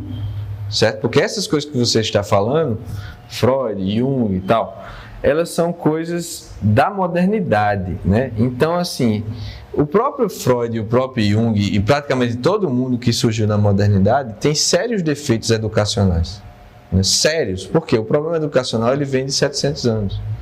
Então, você vai ver que o próprio Lutero, todo mundo que vem ali no século XVI, né? Você vai ver Erasmo de Roterdã, você vai ver depois Descartes, Newton, Kant. Toda essa galera tem erros primários assim de formação. Os caras eles criam uma teoria extremamente elaborada com um erro de princípio metafísico de base. Aí estragou tudo. Não tem como sustentar, que é o caso de Newton, por exemplo. Sai nada bom dali? Nada. Não, serve de um certo modelo de aplicação tecnológica, que é uma ciência mecânica. Freudiana não sai nada de bom? Eu não sei porquê, eu não estou à altura para estudar isso, mas assim, considerando toda essa relação de causalidade, e considerando os frutos e considerando mais ou menos alguma coisa ou outra, você vê que você precisa, quando você entra nesse tipo de estudo, de quem vem nessa tradição da degradação dos últimos séculos, você precisa de uma educação realmente muito refinada para que você consiga se expor a esse tipo de loucura, porque o que acontece nisso aí vai ter verdade misturada com mentira. Em que proporção eu não sei. Né? Mas que existe. No Joseph Chico, o que tem de bom em Freud não é novo, o que tem de novo não é novo. O diabo vai te dizer 9 verdades para te contar uma mentira. Exato. Então você tem que ter muito cuidado na educação quando você vai. Você só se expõe a coisas duvidosas quando você está maduro. Né? É como você dizer a seu filho: não, meu filho, vá passear na floresta. Tem umas plantas lá que são venenosas e tem outras que não. Então, fica à vontade, vai vendo aí, né? Um menino não pode fazer isso, vai ter que ser uma pessoa treinada. Posso falar, falando sobre quando é que a pessoa devia ler o Capital de Marx. Aí ele citou uma porrada de livro, no final ele disse, e também, enfim, a Suma Teológica. Aí você pode se expor a ler o Capital para segundo. Então, vamos com calma. Você estava falando da falsa dicotomia que existe entre dever e prazer. Eu fiquei pensando assim, eu queria que desse uma definida em o que é prazer. Bem, é o seguinte, vocês agora suspendem as perguntas para eu terminar o raciocínio. Isso aí você só vai entender quando eu tratar da alma. Tá? Mas beleza. Então, o que é que eu queria dizer agora, para que a gente feche esse ponto que vai ser bastante importante de agora em diante. Você precisa entender, definir e decidir por esse ideal máximo que você precisa cumprir. Isso porque é aquele defeito que o Olavo falava, que no Brasil não se ensina a ter plano de vida. Então, você tem plano para coisas menores, você tem plano de negócio, você tem plano de carreira, você tem plano para casar, né? Mas você não tem um negócio chamado plano da vida como um todo. Ora, como é que você sabe se o seu casamento, se a educação do seu filho, se o seu plano de carreira se enquadra na sua vida como um todo? Se você não tem a coisa mais importante e que abrange todas as outras, você não sabe, mas você sabe as outras, você vê que é um negócio sem sentido. né? Ou seja, o geral abarca o particular. Certo? Então, você precisa decidir pelo ideal máximo para que você conheça e realize aquilo na sua vida. É isso que a gente chama de finalidade. E você precisa fazer isso antes das outras coisas. Por quê? Porque, primeiro, se você não tiver isso, como eu estava falando, você não consegue julgar as outras coisas. Se você não tiver isso, você vai cair no outro problema que é muito comum no Brasil, que é a preguiça. Certo? O que é a preguiça? O que é que acontece no Brasil quando você diz assim, olha, eu quero buscar tal coisa, é uma coisa realmente muito boa. O que é que a pessoa vai dizer? Ela vai apontar, não, mas você é isso e aquilo outro. Ou então, não, mas vai ter essa e essa dificuldade no caminho. O que é que ela está fazendo? Ela está desviando o seu foco do fim último e colocando o foco no meio ou no início. Esse é justamente o mecanismo da preguiça. O que é a preguiça? A preguiça é quando você tem um bem que você deseja, né, que você ama ou você quer amar, você quer se unir àquele bem, você quer fruir daquele bem. Mas quando você olha para o meio do caminho, você vê que vai ter uma série de sofrimento, dificuldade, coisas que você tem que fazer, muito tempo que vai ser necessário. E aí, olhando essas coisas demais, o que é que acontece? Você termina desistindo de ir atrás daquele bem. Ou seja, o seu amor, o seu ímpeto de unir-se àquela coisa, que é o amor, é menor do que a sua fortaleza, né? A sua capacidade de suportar com paciência todas as coisas que tem que ser feitas entre o ponto que você está e o ponto para você chegar lá. Certo? Por isso que o primeiro ponto que você precisa considerar e manter vivo à frente é justamente o ponto final, a finalidade, a coisa mais excelsa que você deve buscar. Só que aí, num segundo momento, a outra coisa que você deve fazer é aceitar as circunstâncias. Certo? Então eu vou chamar para fins didáticos, né, que a primeira coisa é o necrológico. Então isso que eu estou falando vamos tratar como sendo necrológico, que na verdade não é exatamente, porque o necrológico já é uma especificação maior disso. Mas, primeiro ponto, o necrológico deve ser posto. Segundo ponto, você precisa aceitar as circunstâncias. O que são as circunstâncias?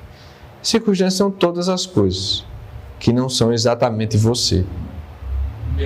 Primeira aula. Hã? Primeira aula. Que primeira aula? Primeiro dia. Sim. Olha aí, tá vendo? Eu não estou falando nada à toa. Segundo ponto é, você precisa aceitar as coisas como elas são. Por que você precisa aceitar as coisas como elas são? Porque, em primeiro lugar, se você não para ver as coisas como elas são, você não tem nem sequer a capacidade de agir sobre elas exatamente, porque você não sabe exatamente o que elas são. Então, o primeiro passo da aceitação das circunstâncias é um passo de alguém que faz um recenseamento, faz um inventário das coisas que tem. E essas coisas que você tem, elas num primeiro instante podem parecer como sendo boas ou más a partir se elas são agradáveis ou desagradáveis, mas essa é outra falsa identificação das coisas. O que é agradável não necessariamente é bom, e o que é desagradável não é necessariamente mal. Certo? Que é outra ilusão que foi colocada na nossa cabeça.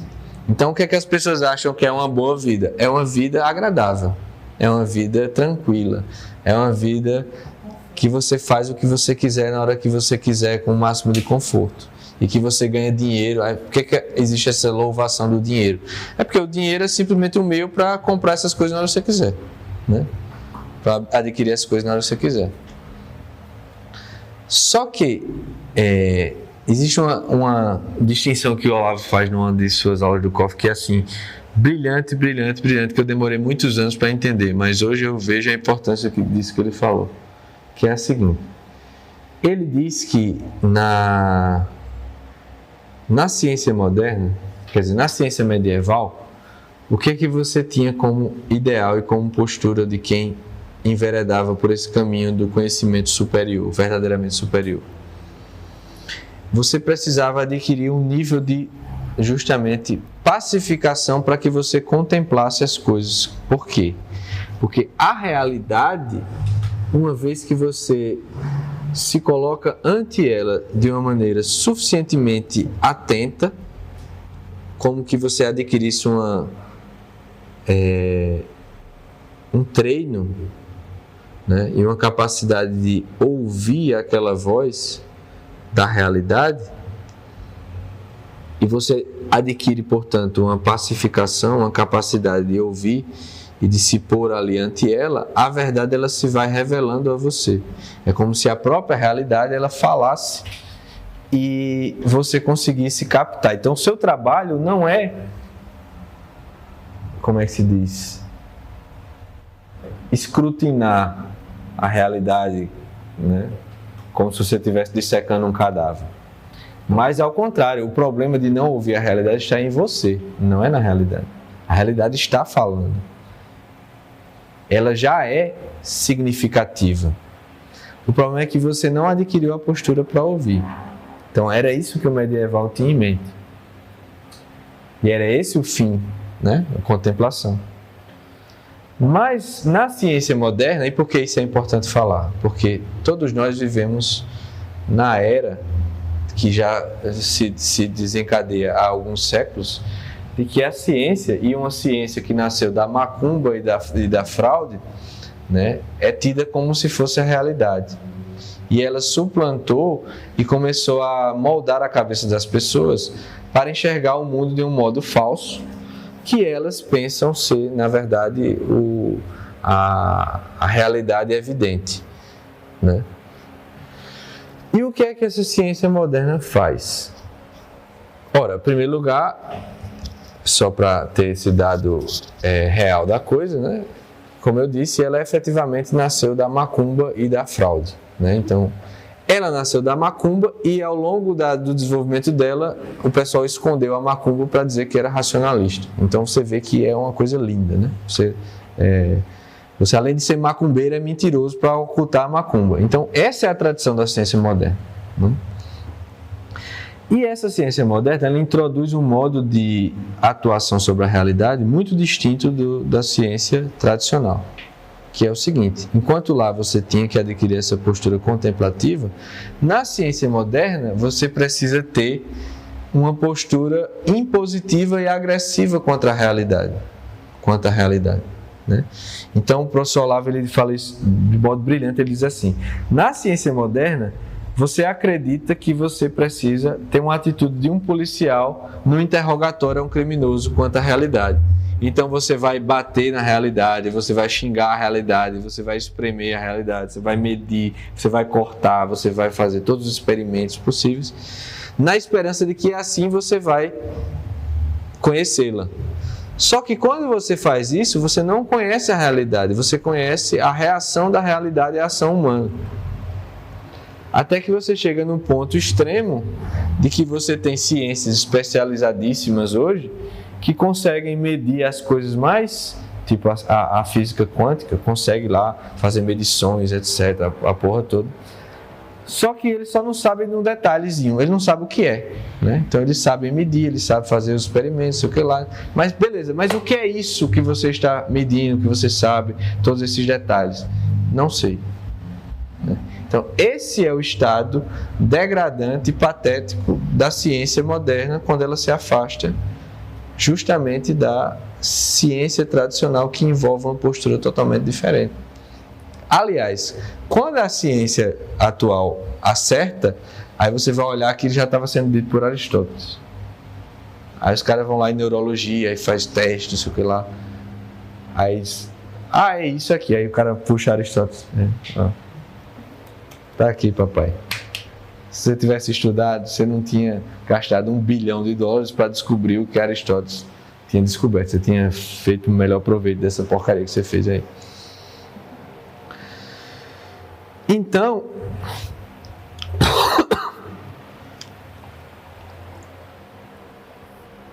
isso é muito importante falar, porque essa postura ativista e de achar que você vai impor a sua vontade sobre a realidade vai lhe trazer a instalação nela, o conhecimento dela, é uma postura que advém de toda essa tradição aí e que não tem bons frutos. Então, quando a gente não aceita as coisas como elas são, na verdade, de algum modo, a gente está nessa expectativa de que a gente é que deveria definir como as coisas são. E quando você faz isso, você não tem, digamos, esse treino para que você olhe as coisas de fato e você possa perceber que, por mais aparentemente opostas à sua finalidade elas possam ser, na verdade, elas, muitas vezes, naqueles elementos estranhos, desagradáveis, opostos, é precisamente onde aquilo vai causar um certo efeito, ou vai ser o elemento necessário para que você realize aquilo que você deve realizar. Certo? Por exemplo, vocês sabiam que para o Instituto existir, só existiu porque a gente não tinha dinheiro, não tinha trabalho, não tinha perspectiva de vida. Então, veja, preste atenção, viu, Barba? Tá vendo? Eu disse uma verdade, só que eu não simplesmente joguei. Eu agora vou dar um exemplo real e concreto de onde eu tirei essa verdade e que corrobora o que eu estou falando.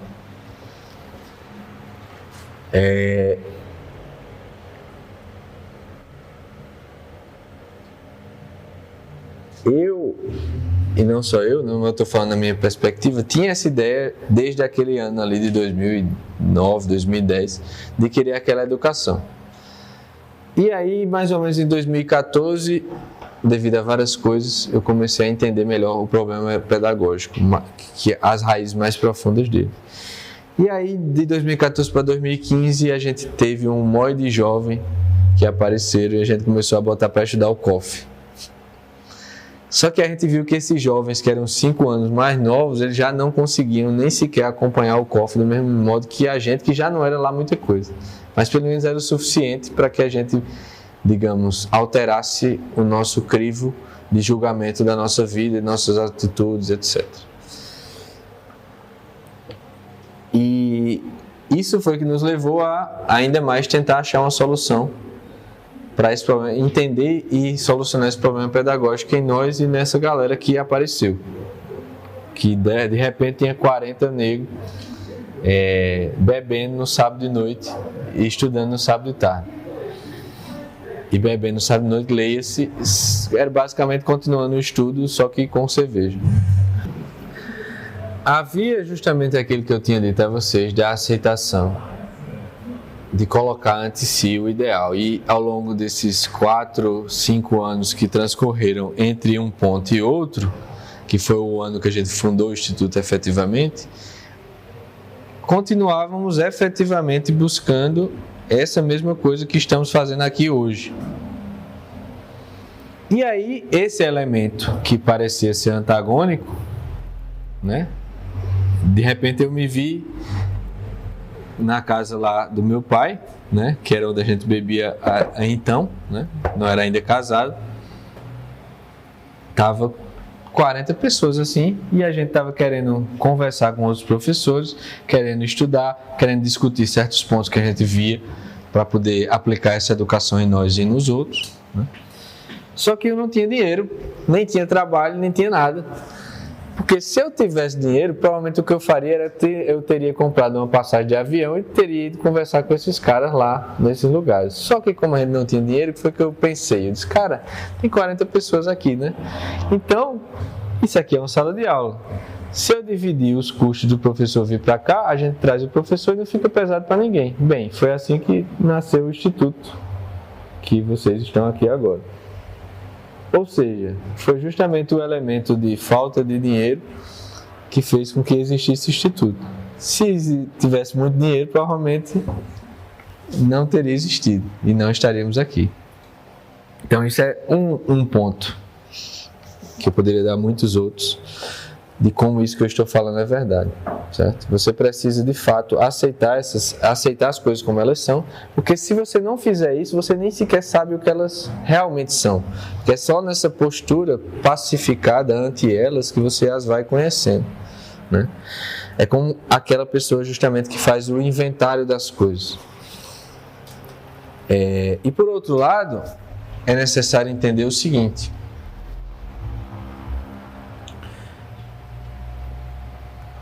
se você olhar direitinho, durante todos os instantes da sua vida, existe uma multidão de forças e de fatores que estão presentes e que não estão não só sob o seu controle, mas nem sequer sob a sua percepção. E que essas coisas funcionam de um certo modo em que quase nunca eles atrapalham você fazer o que você quer. Por exemplo, a gente está aqui, né? Vamos tentar imaginar quantas coisas poderiam acontecer para que fôssemos impedidos de estar aqui. Alguém aqui poderia ter um infarto, esse teto poderia cair, a fiação poderia começar um incêndio, um caminhão poderia vir desgovernado e entrar ali, um parente nosso, qualquer um, poderia estar morrendo nesse momento e alguém ligar, né? Um protesto poderia invadir aqui, poderia começar a xingar e gritar. Eu poderia ter sei lá, alguém poderia disseminar ali, ter uma explosão. Isso eu estou falando só em alguns elementos, mas se você pensar em todos os elementos que dentro do corpo de cada uma das pessoas que estão aqui são necessários para que essa pessoa esteja aqui, né? E que ela consiga realizar exatamente os atos que ela quer, praticamente. Ela pode ir ao banheiro, ela pode ficar sentada, ela pode manter a atenção, ela pode mexer o braço, ela pode beber água. Se você analisar direitinho mesmo, você vai ver que existe uma confluência absurda de coisas para que você possa agir conforme você queira. E se você olhar a sua vida como um todo, você vai ver que isso é a maioria das vezes.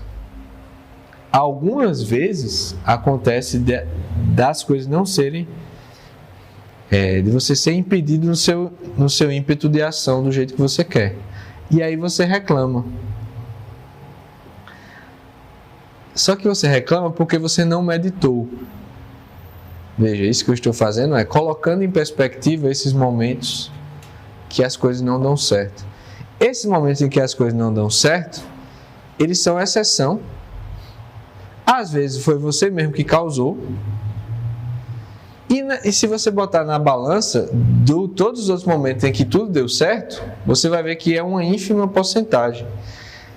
Olhando racionalmente pela sua própria força e capacidade, todos deveriam dar errado. Porque se fosse de sua responsabilidade manter todos esses elementos harmonizados e presentes para que tudo desse certo, você não conseguiria nenhuma vez. No entanto, todas as vezes deu certo, exceto algumas vezes.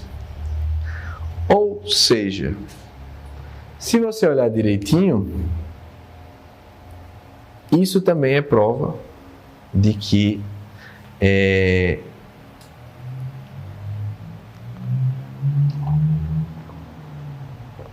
tudo está montado para que você possa efetivamente viver uma vida de liberdade humana e que você possa, tudo é, digamos, como que veja o nível de cuidado de Deus para que você possa efetivamente existir e viver durante um período, né?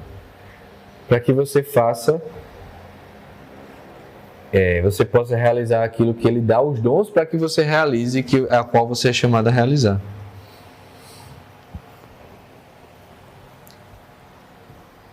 E se você reclama ou não aceita as coisas como elas são, no fundo o que você está fazendo é como aquela criança mimada que você cuidou, você deu a vida a ela, que você passou várias noites em claro, que você se sacrificou, que você trocou as fraldas, não sei o que lá, não sei o que lá, não sei o que lá, e que na hora que você diz que ela não pode tomar sorvete de manhã, ela fica revoltada com você. Você vê que olhando externamente aquilo é uma loucura. Bem, muito mais loucura é o ser humano que reclama. E muito mais loucura, veja, a reclamação, a falta de aceitação das coisas como elas são, no fundo é uma desordem, é uma separação da realidade das coisas, quando você coloca nessa perspectiva que eu estou colocando. E é uma loucura muito maior, inclusive, do que a criança que faz isso quanto ao próprio pai. Então, quando você reclama, no fundo o que você está dizendo é assim: Deus, veja só, você é bacana e tal, mas você não sabe fazer as coisas. Quem sabe sou eu. Se você deixasse de eu decidir como as coisas deveriam ser, tu ia ver aí como é que ia ser um negócio bacana. A realidade seria muito melhor. Essa realidade de merda aí que você fez, né? No fundo, a reclamação é isso. Entendeu? Mais ou menos explícito, mas é isso. É tanto que da reclamação, você começa a gerar uma espécie de revolta. E da revolta, gera uma espécie de ódio e de combate à própria realidade. É assim que o revolucionário chega lá, né? Mas tudo isso começa com a reclamação das coisas como elas são, né? Tá calor, aí você reclama, tá frio, você reclama. O trânsito está parado, você reclama. Só que em todas essas coisas existe, na verdade, uma oportunidade de você enxergar como elas são efetivamente, se você aceitá-las, não reclamar e você começar a fazer esse processo de recensear as circunstâncias. Por quê? Porque aí entra um terceiro elemento que deve ser feito a partir disso. Uma vez que você colocou o ideal em primeiro lugar e depois você aceitou e lutou para, e aí isso tudo é um processo, óbvio, para aceitar as circunstâncias plenamente, você tem uma terceira coisa fenomenal que a frase de Ortega y Gasset resume muito bem, que é a seguinte: ele diz que o destino concreto do homem é a reabsorção das circunstâncias. Isso assim é muito iluminador, Por quê? Uma vez que você colocou o ideal e depois você, em primeiro lugar você bota o ideal, em segundo lugar você aceita a circunstância, e isso tem que ser mantido desse modo, você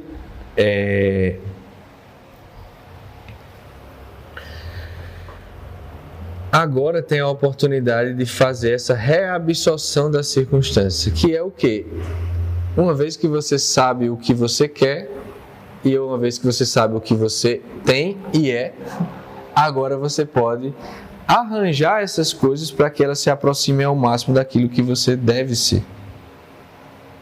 E isso é efetivamente a vida humana, que é o que Ortega y Gasset está dizendo, né? Isso é muito iluminador porque, primeiro, isso implica que existe uma tensão a qual você precisa habituar e na qual você precisa agir. Só que essa tensão exige que você saiba muito bem as duas pontas da coisa. E essa tensão, essa capacidade que a pedagogia precisa desenvolver, de que você lide com as tensões da realidade, é fundamental em tudo. E aqui nesse ponto isso fica muito claro. Se você não colocar o ideal e não aceitar as circunstâncias, ou um ou outro, você vai ter problema, certo? Se você tem um ideal muito baixo, você pode até aceitar as circunstâncias, mas você não vai cumprir a finalidade do homem. Se você tem um ideal muito correto e elevado, mas você não aceita as circunstâncias, você começa a gerar uma esquizofrenia. né? Por quê? Você pode ser daquela pessoa que diz: ah não, isso aqui realmente é maravilhoso. Só que essa minha vida de merda, né? Que eu só tive professores ruins, uma família horrível, né? A música que toca do lado da minha casa é um lixo, então não vai lá fazer isso. Então não serviu de nada o seu ideal, porque isso não levou a realmente buscar realizá-lo, porque você rejeitou a circunstância primeiro. Dessa revolta sua inicial com essa circunstância, você pode cair a ser um homem-bomba ou um marxista, né? Que aí você começa a, por ódio à realidade, querer confrontar efetivamente o que é o oposto da vocação. Você quer agir contra a natureza. Só que agir contra a natureza é uma esquizofrenia satânica, né? Como é que você age contra aquilo que é a base da sustentação da sua essência e da sua existência? É como se você estivesse dinamitando o prédio que você mora, né? Então, se você não aceitar a circunstância, você pode ou cair nesse extremo da revolta, ou você pode cair no extremo da esquizofrenia, do falseamento do ponto de partida, né? Então eu sempre uso o exemplo dos templários de Facebook, né? Mas pode ter vários outros aí. Os intelectuais do conservadorismo inglês, né? O professor universitário escolástico dos tempos atuais. Veja, o cara pode até ter um ideal realmente bom. Só tem um detalhe: ele está esquecendo a circunstância real e concreta na qual ele está inserido.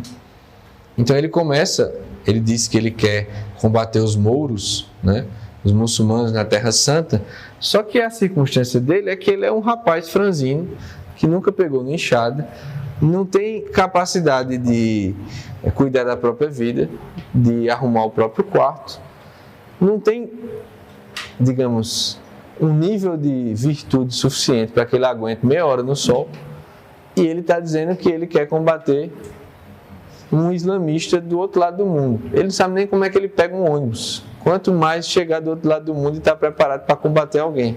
Só que o cara realmente ele pode entrar nessa noia e viver como se ele fosse isso. Se você olhar, as pessoas fazem isso, né? E aí o cara faz isso eu sempre uso esse exemplo porque é um exemplo do nosso meio, né? Para você ver que não adianta só você ter um ideal elevado. Se você fugir dessa aceitação aí, você vai gerar um problema. Mas vamos dar um intervalo de 10 minutos, tá?